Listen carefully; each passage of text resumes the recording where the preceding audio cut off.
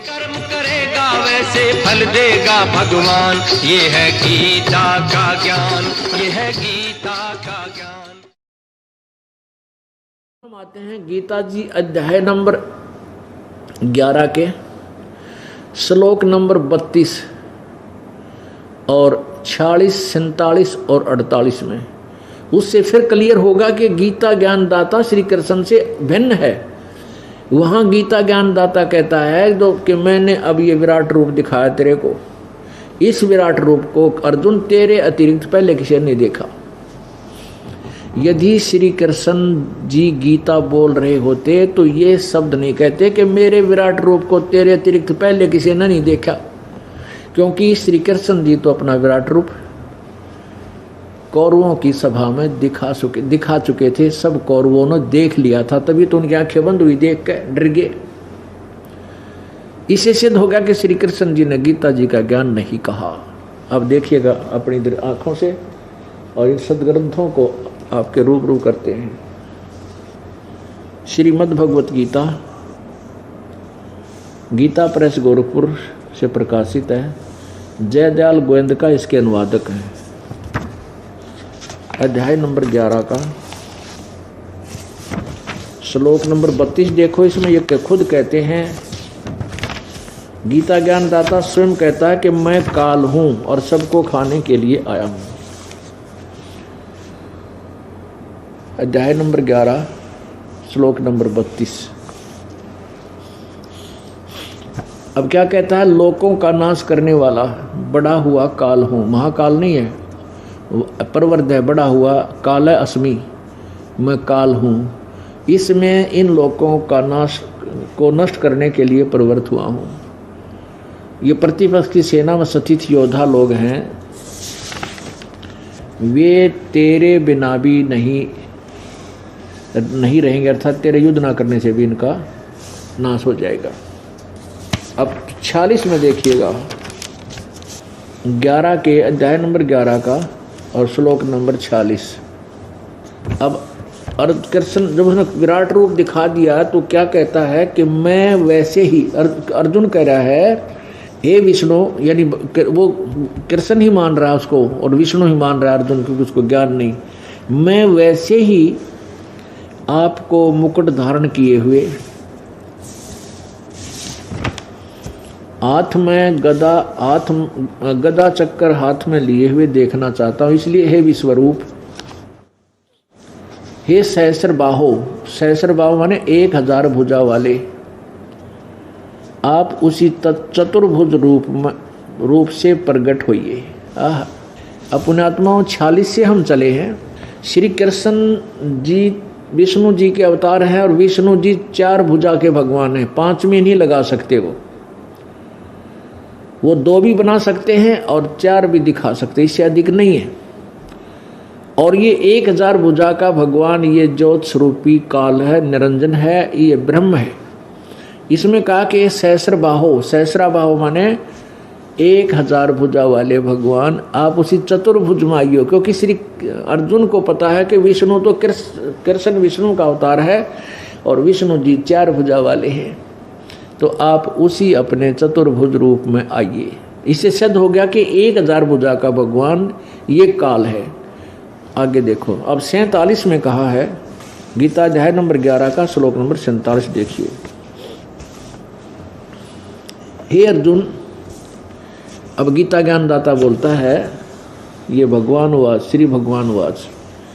हे अर्जुन, अनुग्रह पूर्वक मैंने अपनी योग शक्ति के प्रभाव से यह मेरा परम तेजो में सबका आदि और सीमा रहित विराट रूप तुझको दिखलाया है, जिसे तेरे अतिरिक्त दूसरे किसी ने पहले नहीं देखा था। क्लियर हो गया? आप पुण्यात्मा विचार करो, एक पॉइंट ये है टीचर का काम। जो हमारे आध्यात्मिक गुरु थे उन्होंने इतना गहनता से सोचना चाहिए था इसका अनुवाद करते समय कि ये क्या बोल रहा है। जबकि वो सभी कथाएं सुनाते थे, महाभारत की भी सुनाते थे, गीता भी पढ़ कर सुनाते थे, शिवपुराण भी सुनाते थे, विष्णु पुराण भी सुनाते थे, और कहीं सिर पैर उनके ज्ञान का नहीं था। अब ये स्पष्ट करता है कि तेरे अतिरिक्त पहले मेरे इस विराट रूप को किसी ने नहीं देखा था। और जबकि श्री कृष्ण कौरवों की सभा में अपना विराट रूप दिखा चुके थे, सारे कौरव देख रहे थे, इससे सिद्ध है कि वो श्री कृष्ण गीता जी नहीं बोल रहे थे। आगे देखो 48 में क्या कहा है। 48 में फिर दोबारा यही बात कही है, हे अर्जुन, मनुष्य लोक में इस प्रकार विश्व रूप वाला मैं न वेदों और यज्ञों के अध्ययन से, न दान से, न क्रियाओं से, न उग्र तपों से तेरे अतिरिक्त दूसरे द्वारा नहीं देखा जा सकता हूँ। अब यहाँ फिर बता दिया है कि किसी भी प्रकार की कोई साधना जो वेदों में वर्णित विधि है या कोई यज्ञ साधना से, किसी भी प्रकार से, मैं किसी उग्र तपों से, मेरा वास्तविक रूप ये काल रूप है, कोई भी नहीं देख सकता। किसी भी साधना से, ना वेदों वर्णित विधि से, ना यज्ञ से, ना जप से, ना तप से। तो इससे सिद्ध हुआ कि गीता जी का ज्ञान श्री कृष्ण ने नहीं बोला, इस ब्रह्म ने बोला, ब्रह्म ने। महाराज जी, श्रीमद् भागवत गीता का ज्ञान किसने बोला? श्रीमद् भगवत गीता का ज्ञान श्री कृष्ण नहीं बोल रहा, श्री कृष्ण के अंदर प्रवेश करके ये ब्रह्म बोल रहा है, सरपुरुष बोल रहा है, ये काल बोल रहा है। महाराज जी, इसका प्रमाण कहाँ है?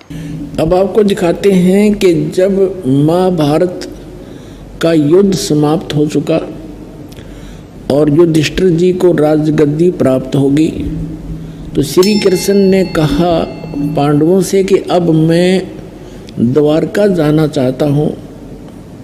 तब अर्जुन ने कहा कि भगवान, आप जी ने जो युद्ध के समय मुझे ज्ञान सुनाया था, श्रीमद् भगवत गीता जिसको कहते हैं, वो बुद्धि के दोष से मैं भूल गया। उसी ज्ञान को प्रभु एज इट इज सुनाना, फिर से सुनाना, हमें एक सत्संग करके जाना, ताकि हम आपके द्वारा दिए गए वचनों के आधार से हम अपना आगे राज्य भी करें और जीवन भी सफल करें। तो उसके विषय में आपको दिखाते हैं। ये है संक्षिप्त महाभारत द्वितीय खंड, गीता प्रेस गोरखपुर से प्रकाशित है। ये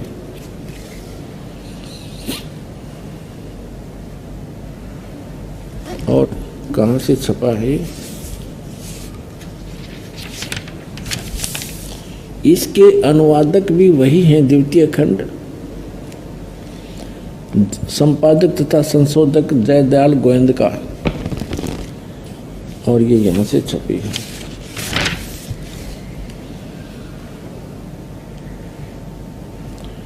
अब हम इसके आपको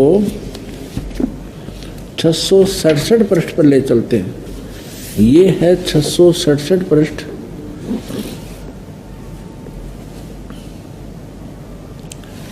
और यहाँ से हम शुरू करते हैं। अश्वमेधिक पर्व, अर्जुन का श्री कृष्ण से गीता का विषय पूछना और कृष्ण का अर्जुन से सिद्ध महर्षि और कश्यप का संवाद। यहाँ देखिए। जन्मे जय ने पूछा, ब्राह्मण, शत्रुओं का नाश हो जाने के बाद जब महात्मा श्री कृष्ण और अर्जुन सभा में बैठकर वार्तालाप कर रहे थे, उस समय उनमें क्या क्या बातचीत हुई? तो वैशंपायन जी ने कहा, राजन, श्री कृष्ण सहित अर्जुन ने जब अपने राज्य पर पूरा अधिकार प्राप्त कर लिया तो वे दिव्य सभा भवन में आनंद के साथ रहने लगे। एक दिन सज्जनों से घिरे हुए वे दोनों मित्र स्वेच्छा से घूमते घूमते सभा मंडप के ऐसे भाग में पहुँचे जो स्वर्ग के समान सुंदर था। पांडुनंदन अर्जुन श्री कृष्ण के साथ रहकर बहुत प्रसन्न थे। उन्होंने एक बार उस रमणीय सभा की ओर दृष्टि डालकर भगवान से ये वचन कहा, देवकी नंदन, जब युद्ध का अवसर उपस्थित था उस समय मुझे आपके माध्यम का ज्ञान और ईश्वरीय स्वरूप का दर्शन हुआ था। किंतु केशव, आपने स्नेहवश पहले मुझे जो ज्ञान का उपदेश किया था वह सब इस समय बुद्धि के दोष से भूल गया है। उन विषयों को सुनने के लिए बार बार मेरे मन में उत्कंठा होती है। इधर आप जल्दी ही द्वारका जाने वाले हैं, अतः पुनः वह सब विषय मुझे सुना दीजिए। अब कहने का भाव ये है कि अर्जुन कह रहा है कि कृष्ण जी से कि आपने युद्ध के समय जो मुझे गीता वाला ज्ञान बताया था मैं बुद्धि के दोष से भूल गया, मुझे वही ज्ञान फिर बताओ। अब श्री कृष्ण जी क्या कहते हैं देखिए, वैशंपायन जी कहते हैं अर्जुन के ऐसे कहने पर वक्ताओं में श्रेष्ठ महातेजस्वी भगवान श्री कृष्ण ने उन्हें गले से लगाकर इस प्रकार उत्तर दिया। श्री कृष्ण बोले, अर्जुन, उस समय मैंने तुम्हें अत्यंत गोपनीय विषय का श्रवण कराया था। अपने स्वरूपभूत धर्म सनातन पुरुषोत्तम तत्व का परिचय दिया था और नित्य लोकों का भी वर्णन किया था, किंतु तुमने जो अपनी नासमझी के कारण उस उपदेश को याद नहीं रखा, यह जानकर मुझे बड़ा खेद हुआ। इन बातों को अब पूरा पूरा समझ होना संभव नहीं जान पड़ता। श्री कृष्ण जी के बोल हैं, ये सुन जानते पढ़ियो। पांडुनंदन, निश्चय तुम बड़े श्रद्धाहीन हो, तुम्हारी बुद्धि अच्छी नहीं जान पड़ती। अब मेरे लिए उस उपदेश को ज्यों का तुम दोहरा देना कठिन है, क्योंकि उस समय योग युक्त होकर मैंने परमात्म तत्व का वर्णन किया था। पुण्यात्माओं, ये भी एक विचलित आत्मा होती है। अब देखो, जैसे ये दास सत्संग कर रहा है और प्रथम बार कोई श्रोता इसको सुन रहा है, आज के सत्संग को मुश्किल से वो 60% याद रख सकता है, मुश्किल से। और फिर 1 हफ्ता 10 दिन के बाद, महीने 2 महीने के बाद वो मुझे मिले और मुझसे कहे, जी वो सत्संग आपने किया था वो फिर से सुनाना, तो मैं तुरंत सुना दूंगा। यदि मैं अपने होश हवास में बोल रहा हूँ और मैं ये कहूँ कि तेरी बुद्धि अच्छी नहीं है, तू श्रद्धाहीन व्यक्ति है, तूने वो सत्संग याद क्यों नहीं रखा, और मैं ये कहूँ मुझे तो अब याद नहीं, कोई बात हुई या? इसे सिद्ध है कि श्री कृष्ण नहीं बोल रहा था गीता का ज्ञान, उसके अंदर वो काल बोल रहा था प्रवेश करके। अब उसको कुछ भी याद नहीं। फिर कहता उससे मैंने योग युक्त होकर के वो ज्ञान बोला था। योग युक्त का अर्थ होता है परमात्मा से कनेक्ट हो जाना।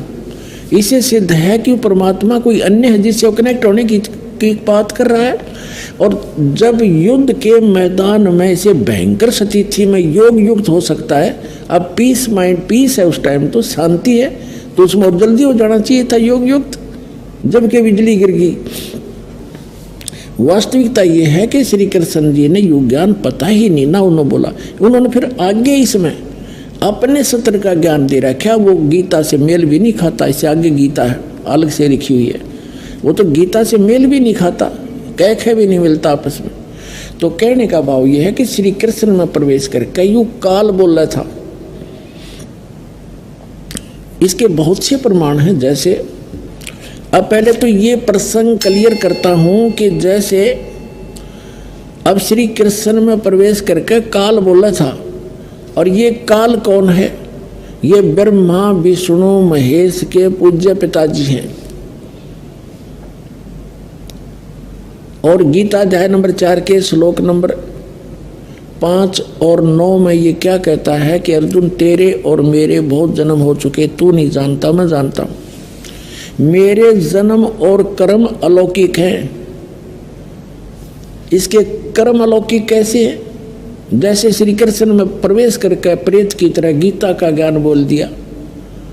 अब आज तक यही रट लगा रखी थी, श्री कृष्ण जी ने गीता बोली, श्री कृष्ण जी ने गीता बोली, और बोली काल ने कृष्ण जी को तो पता भी नहीं मैंने बोला क्या था गीता में। श्रीमद् भगवत गीता अध्याय नंबर 7 के श्लोक नंबर 24 और 25 में ये स्पष्ट करता है गीता ज्ञानदाता कि अर्जुन, ये बुद्धिहीन मनुष्य जो सामने खड़े हैं आज, ये सोच रहे होंगे कि मैं श्री कृष्ण हूँ। ये मुझ अव्यक्त को व्यक्तिम आपनम मनन्ते अबुधा, मुझ अव्यक्त को, व्यक्त माने गुप्त रहता हूँ, मैं अपनी योग माया से छुपा रहता हूँ, कभी किसी के सामने नहीं आता। और श्री कृष्ण जी तो सामने खड़े थे, श्री कृष्ण होते ये वचन कहते तो सामने खड़े थे, वो छुपे का। तो ये कहता मैंने प्रतिज्ञा, मेरी ये अटल प्रतिज्ञा है तो ये घटिया, पर मैं ये मेरी अटल प्रतिज्ञा है, अविनाशी प्रतिज्ञा है, मैं कभी किसी के सामने नहीं आता। तो ये क्या करते रहे, जैसे आपको बहुत बार दिखाया है श्री शिव पुराण के अंदर, शिव महापुराण के अंदर वो रुद्र संहिता के अंदर आता है। एक बार ब्रह्मा और विष्णु का इस बात पर युद्ध हो गया। ब्रह्मा जी कहते हैं मैं सारी सृष्टि का रचनहार हूँ और आपकी भी उत्पत्ति मेरे से हुई है, विष्णु जी को कहते हैं। और विष्णु जी कहते हैं कि आप मेरी नाभि कमल से उत्पन्न हुए हो, मैं सबका, सारी सृष्टि का रचने वाला मैं हूँ, सबका पिता हूँ, तू मेरा पुत्र है। ब्रह्मा जी कहते विष्णु जी के तू मेरा पुत्र है। अब इनको ये भ्रम कैसे हुआ? इनको ये भ्रम ऐसे होता है जैसे ऋषि लोगों ने समाधिस्थ होने की चेष्टाएं की और इसने प्रतिज्ञा कर रखी है मैं कभी अपने ओरिजिनल रूप में दिखाई नहीं दूंगा, किसी को दर्शन नहीं दूं। ये क्या करता है, जैसे ऋषि महर्षियों ने समाधिस्थ हुए और समाधि दशा में किसी को ब्रह्मा के रूप में दर्शन दे दिए, तो उस ऋषि ने सब जगह जो है गुणगान कर दिए कि ये ब्रह्मा जी स्वयं मालिक है, ये अपने आप को छुपाए बैठे हैं, ये जगत पिता हैं, मैंने समाधि दशा में इनके दर्शन हुए। इस बात से ब्रह्मा जी फूल गए, 10, 20, 50 ने ऐसे कह दिया और किसी को विष्णु जी के रूप में दर्शन दे दिए। तो उसने कहा कि विष्णु जी यही पूर्ण परमात्मा है, मैंने तो समाधि दशा में इनके दर्शन हुए, ये अपने आप को छुपाए हुए, ये जगत के मालिक हैं, जगत के रचने वाले हैं, ये सारा समर्थ है। तो उससे विष्णु जी को भ्रम हो गया कि मैं ही रचने वाला हूँ, सारे मुझे ही कहने लग रहे। किसी को शंकर भगवान के रूप में दर्शन दे दिए समाधि दशा में, अंदर अंतःकरण में। तो उसने बता दिया कि शंकर भगवान जो ये बैठे तमोगुण, यही सर्वशक्तिमान है, कालज्ञ मृत्युंजय सर्वज्ञ सर्वो, सारी सृष्टि के रचना। वहाँ ब्रह्मा और विष्णु जी को भ्रम हो गया, तो उनका युद्ध हो गया। फिर वो बीच में एक स्तंभ खड़ा करा, पिलर खड़ा करा, लिंग, तो उन दोनों का युद्ध समाप्त किया। तब ये काल आ गया अपने पुत्र शिव का रूप धारण करके। ये अपने वास्तविक रूप में नहीं आता। इसका वास्तविक रूप कौन सा है? जो श्रीमद् भगवत गीता का ज्ञान देते समय युद्ध के मैदान में दिखा था इसने, 1000 भुजा का है ये, सहस्रा बाहु है ये। ब्रह्मा विष्णु महेश केवल 4 भुजा बना सकते हैं, दुर्गा केवल 8 भुजा बना सकती है, इससे ज़्यादा नहीं है। और ये 1000 भुजा से लेकर और 10 भुजा और 4 भुजा और 2 भुजा में बना सकता है। तो ये ऐसे अपना वास्तविक रूप इसका वो 1000 भुजा, वो काल रूप है, वो इसका वास्तविक रूप है।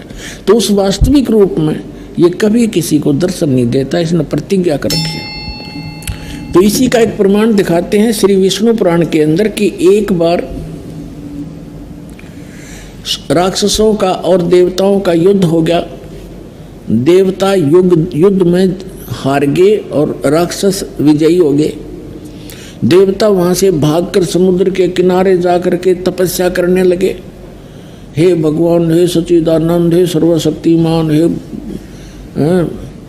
शेषया पर विराजमान होने वाले, वो लगे साधना वो करने लगे स्तुति। तो विष्णु रूप धारण करके यूं काल आ गया और इसने उनसे कहा कि तुम्हारा जो भी अभिष्ट है, जो तुम्हारे मन में जो तुम्हारे दुख है, वो मैंने जान लिया है और मैं ऐसे ऐसे करूँगा। पढ़ के सुनाता हूँ आपको, फिर अच्छा समझ में आएगा।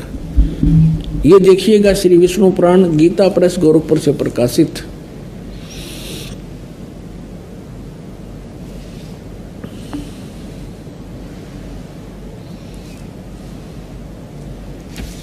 इसके अनुवादक कौन है? अनुवादक श्री मुनीलाल गुप्त, श्री मुनीलाल गुप्त।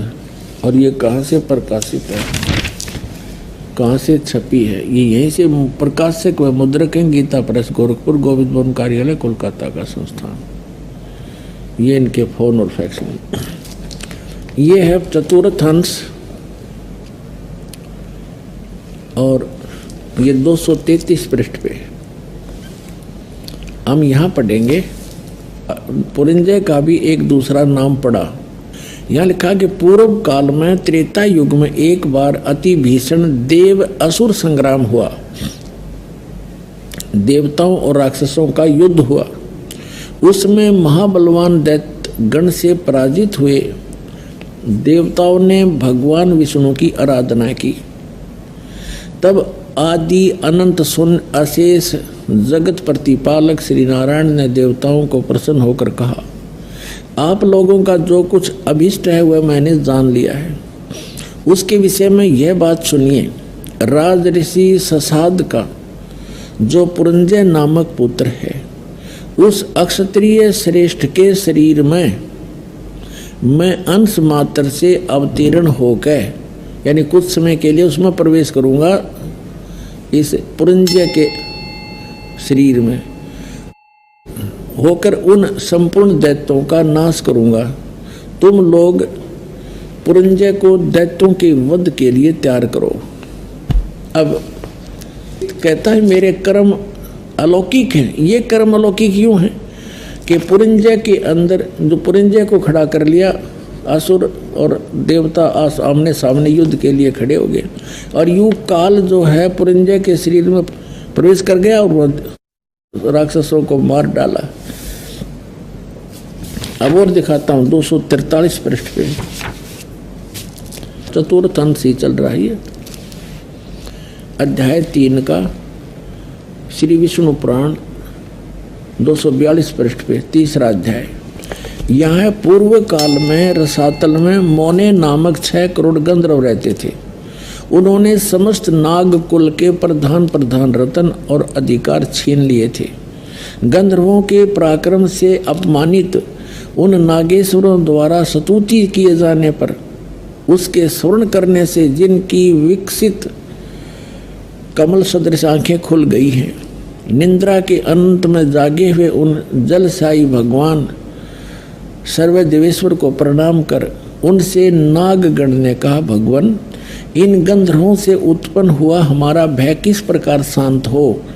तब आदि अनंत भगवान पुरुषोत्तम ने कहा, यू काल आ गया विष्णु रूप धारण करके, योनासव के पुत्र मानधाता का जो पुरकुत्स नामक पुत्र है उसमें प्रविष्ट होकर मैं उन संपूर्ण दुष्ट गंधर्वों का नाश कर दूंगा। यानी पुरकुत्स में प्रविष्ट करके उसमें प्रवेश होकर भूत की तरह बढ़कर प्रेत की तरह प्रवेश होकर के मैं संपूर्ण गंधर्वों का नाश कर दूंगा।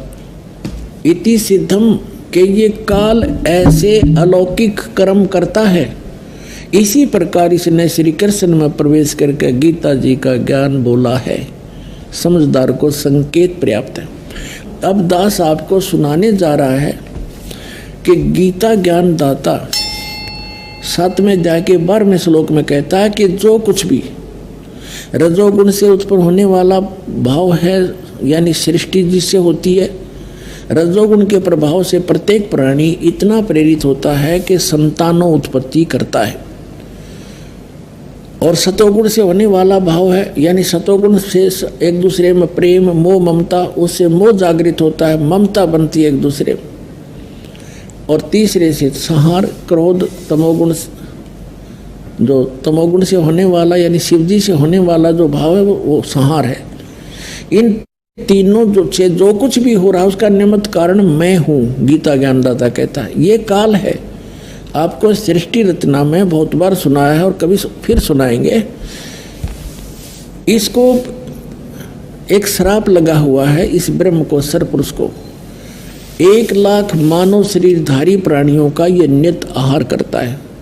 इसने एक ब्रह्मांड के अंतिम छोर में 21 में, इसका 21 ब्रह्मांड का लोक है, पूरा 21 ब्रह्मांड, इसके 21वें ब्रह्मांड के अंतिम छोर में इसने एक ऐसा स्थान बना रखा है जहाँ कोई नहीं जाकर देख सकता। एक तपतशिला है, उसके ऊपर 1 लाख मानव शरीरधारी प्राणी डेली वहाँ भूने जाते हैं। ये शरीर तो यहाँ रह जाता है, इसके अंदर एक सूक्ष्म शरीर है, उसके अंदर जो सारे जीवन में हम खाते हैं पीते हैं, जो भी व्यसन करते हैं, उसका सूक्ष्म अंश लिप्त हो जाता है। और वहाँ इतनी गर्म है वो तपतशिला, उसके ऊपर डालकर उसके अंदर से गंध निकाला जाता। जीव मरता नहीं, वह मरता नहीं जीव, तो उसको ये खाता है। तो ये कहना चाह रहा है कि इनसे जो कुछ भी हो रहा है उसका निमित्त कारण मैं ही हूँ, इनमें मैं नहीं और ये मुझ में नहीं, क्योंकि ये इनसे भिन्न रहता है। अब यहाँ प्रसंग चला है तो इसमें सिद्ध करते हैं कि रजगुण ब्रह्मा है, सतगुण विष्णु है, तमगुण शिव जी। तब ये आगे प्रसंग चलेगा। अब देखिएगा शिव पुराण से सिद्ध करते हैं, ये देखिएगा।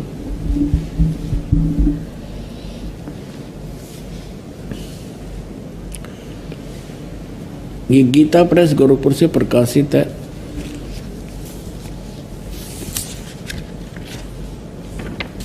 संपादक हैं इसके, ये देखिएगा, संपादक है हनुमान प्रसाद पोदार। और ये कहाँ से, ये यहाँ से प्रकाशित है। ये है रुद्र संहिता, रुद्र संहिता और संक्षिप्त शिव पुराण, पृष्ठ नंबर 110 पे गीता प्रेस गोरखपुर से प्रकाशित, सचित्र मोटा टाइप। इस प्रकार ब्रह्मा विष्णु और रुद्र इन 3 देवताओं में गुण हैं, यानी रजगुण ब्रह्मा, सतगुण विष्णु, तमगुण शंकर। इन 3 देवताओं में गुण है, परंतु शिव गुणातीत माने गए हैं, वो इन तीनों से अलग हैं। और यही गीता अध्याय नंबर 7 के श्लोक नंबर 12 में स्पष्ट कर रहा है कि इन तीनों गुणों से जो कुछ भी हो रहा, रजगुण से होने वाले भाव, सतगुण से होने वाली स्थिति, रजगुण से होने वाली उत्पत्ति और शंकर से होने वाले संहार, इन तीनों का, इनका मूल कारण तो मैं ही हूँ, मेरे कारण ही हो रहा है, क्योंकि इसको 1 लाख जीव मानव शरीरधारी प्राणी रोज खाने पड़ते हैं। और फिर ये कहता मैं इनमें नहीं और ये मुझ में नहीं। अब ये खुद यहाँ भी खुद कह रहा है कि वो इनसे न्यारे हैं, भिन्न हैं। अब ये कंसेप्ट और क्लियर करना पड़ेगा। यहाँ एक और शंका उत्पन्न हो जाएगी कि ब्रह्मा विष्णु रुद्र, तो रुद्र अन्य भी है, एक जो 8 रुद्रों का, 11 रुद्रों का सरदार है, वो रुद्र अलग है। और उन सभी रुद्रों का मुखिया ये शंकर भी है, तमोगुण शंकर, इसलिए इसको भी रुद्र कहते हैं। और 11 रुद्र अन्य भी हैं।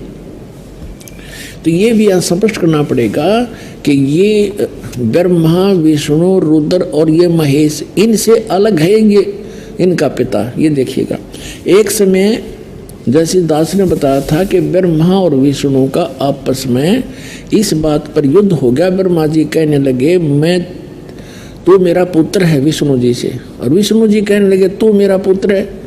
इन दोनों का झगड़ा हो गया, तो इनके बीच में एक लिंग खड़ा कर दिया, स्तंभ, तेजो में स्तंभ। और ये फिर युद्ध करना बंद कर गए, उसके और छोर को खोजने में लग गए। फिर वहाँ अपने पुत्र शिव के रूप में ये खुद आकर खड़ा हो गया, ये काल भगवान।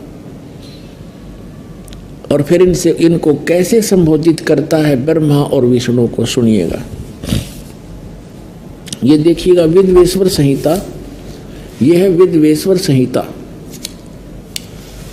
और संक्षिप्त शिव पुराण 24 पृष्ठ पे। ये तो थोड़ा सा सीन देखें, यहाँ ब्रह्मा और विष्णु के बीच में ये लिंग खड़ा कर दिया, स्तंभ तेजो में।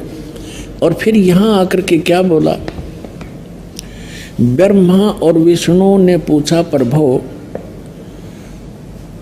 सृष्टि आदि 5 कर्तों के लक्षण क्या हैं, ये हम दोनों को बताइए। भगवान शिव बोले ये काल है इनका पिता। भगवान शिव बोले मेरे कर्तों को समझना अत्यंत गहन है, यद्यपि तथापि मैं कृपा पूर्वक तुम्हें उनके विषय में बता रहा हूँ। अब हमने 24-25 पे पढ़ लिया, अब 26 पे पढ़ते हैं, अपने मतलब की बात पढ़ेंगे। यहाँ आ गए हम नीचे।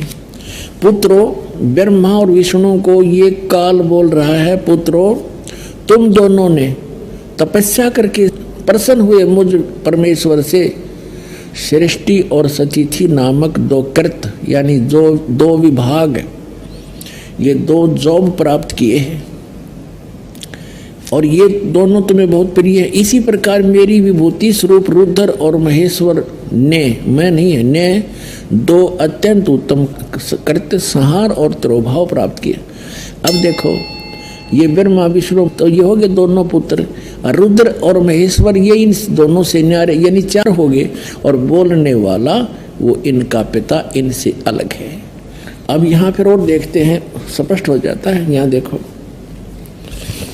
मैंने पूर्व काल में अपने स्वरूप भूत मंत्र का उपदेश किया है जो ओंकार के रूप में प्रसिद्ध है और वह महामंगलकारी मंत्र है। सबसे पहले मेरे मुख से ओंकार ओम प्रकट हुआ जो मेरे स्वरूप का बोध कराने वाला है। ओंकार वाचक है, मैं वाच्य हूँ, यह मंत्र मेरा स्वरूप ही है। प्रतिदिन ओंकार का निरंतर स्मरण करने से मेरा ही सदा स्मरण होता है। मेरे उत्तरवर्ती मुख से आकार का, पश्चिम मुख से उकार का, दक्षिण मुख से मकार का और पूर्ववर्ती मुख से बिंदु तथा मध्यवर्ती मुख से नाद का प्राकट्य हुआ। इस प्रकार 5 अवयव से युक्त ओंकार का विस्तार हुआ है। इन सभी अवयव से एकीभूत होकर यह प्रणव ओम नामक एक अक्षर हो गया। अब यहां हमने देखना है कि ये ओम एक अक्षर जो है ये ब्रह्मा विष्णु महेश के पिताजी का है। और वो कौन है? वो ब्रह्म है, वो काल है। ये ब्रह्म का मंत्र है ओम।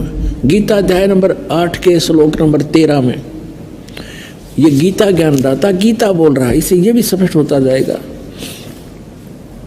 ओम इति एकाक्षरम ब्रह्म व्यवहारण मामनुसमरण। ये देखिएगा, अब हमने शिवपुराण रख दिया, श्रीमद् भगवत गीता उठा लिया। गीता प्रेस ग्रुप से प्रकाशित है। 8वें अध्याय का 8वां अध्याय श्रीमद् भगवत गीता। ये 13वां श्लोक यहाँ शुरू होता है।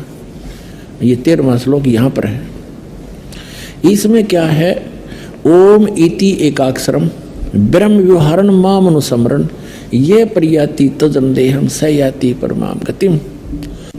गीता ज्ञानदाता कह रहा है कि माम ब्रह्म, मुझ ब्रह्म का ओम इति एकाक्षरम, यह ओम एक अक्षर है, नथिंग एल्स। व्यवहारण मान उच्चारण करके अनुसमन सुमन करता हुआ ये प्रयति तजन देहम, जो संसार शरीर छोड़कर जाते समय तक इसका जाप करता है, जाता है, सयाति परमाम गतिम। इसका सुमन करता हुआ जो शरीर छोड़कर जाता सयाति परमाम गतिम। इस ओम से मिलने वाली ये ओम यहाँ उदाहरण दिया है। जो पुरुष ओम ओम ओम ये एक अक्षर हो गया ओम इति, इस एक अक्षर ब्रह्म को उच्चारण करता हुआ मां मुझ निर्गुण ब्रह्म का चिंतन करता हुआ शरीर को त्याग कर जाता है, वह पुरुष परम गति को प्राप्त होता है। अब इसे ये सिद्ध हो गया कि उसी महापुराण में स्पष्ट हो गया कि ये ब्रह्मा विष्णु महेश रुद्र से जो 5वां है वो इनका पिता है। वो उसी पुराण का वहाँ संदेश दे रहा है और वो कह रहा है कि मेरा ओम मंत्र है। ओम ये 5 अवयवों से एकीभूत होकर एक ओंकार प्रणव रूप में ओंकार एक अक्षर हो गया। और यहाँ 8वें अध्याय के 13वें श्लोक में गीता जी में ये स्पष्ट कर रहा है, ये गीता ज्ञान दे रहा है कि ओम इति एकाक्षरम, यह ओम एक अक्षर जो है माम ब्रह्म, मुझ ब्रह्म का एक ओम अक्षर है, नथिंग एल्स। और सुमन करता हुआ, इसका उच्चारण करके सुमन करता हुआ यह प्रयाति तजन देहम, जो शरीर छोड़कर जाता है यानी अंतिम सांस तक सिमरण करता सयाति परमाम गति, वह परम गति को प्राप्त होता है। कौन सी परम गति? जो ओम के जाप से मिलने वाली है। वो क्या? ब्रह्मलोक। अभी आपने देवी भागवत में पढ़ा था कि देवी कह रही है हिमालय राजा को कि गीता प्रेस गोरखपुर से प्रकाशित श्री देवी भागवत सचित्र मोटा टाइप, जिसके 562 और 63 पृष्ठ पर देवी खुद स्पष्ट कर रही है हिमालय राजा को कि और सब बातें सब पूजाएं त्याग दो, ब्रह्म का जाप करो, उसका एक ओम मंत्र है, वो ब्रह्मलोक में रहता है, उसको पा जाओगे। तो ओम के जाप से ब्रह्मलोक प्राप्ति है। गीता अध्याय नंबर 8 के श्लोक नंबर 16 में लिखा है कि ब्रह्मलोक पर्यंत सब पुनरावृत्ति में वहां गए प्राणी भी जन्म मृत्यु में आते। ये देखिएगा, ये वही श्रीमद् भगवत गीता इसके 8वें अध्याय के अब 16वें श्लोक में क्या कहा है कि हे अर्जुन, ब्रह्मलोक पर्यंत सब लोग पुनरावृत्ति में है। पुनरावृत्ति का इन्होंने यहाँ विश्लेषण भी किया है, अर्थात जिनको प्राप्त होकर पीछे संसार में आना पड़े ऐसे। तो इसे सिद्ध हो गया कि इससे भी परम गति नहीं हुई, क्योंकि जन्म मृत्यु है तब तक वो ये जीव सुखी नहीं हो सकता। और गीता अध्याय नंबर 15 के श्लोक नंबर 4 में कहा है कि तत्वदर्शी संत और तत्व ज्ञान की प्राप्ति के उपरांत परमेश्वर के उस परम पद की खोज करनी चाहिए, जहाँ जाने के बाद साधक फिर लौटकर कभी संसार में नहीं आते। इसे सिद्ध है कि श्री कृष्ण नहीं बोल रहा था गीता का ज्ञान उसके अंदर, वो काल बोल रहा था प्रवेश करके।